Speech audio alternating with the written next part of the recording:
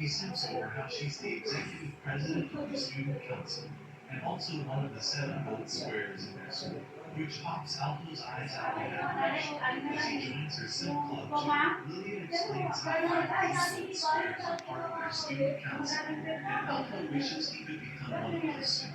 Vermil tries to comfort his wimpy existence with her warmth and juicy novels, only for Lilia's jealousy to push her away and lecture her about public ethics, almost as if she wasn't out in the woods hunting a few days ago. Later, she whines over Vermil's restless and suspicious motives.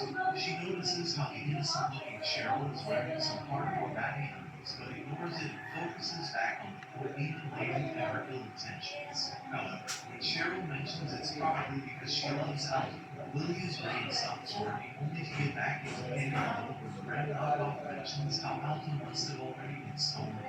Meanwhile, Vermil reads the boys' changing room and admires Alto's non-existent muscles, only to be thrashed later by a jealous Lilia who tells her never to peek at Alto again while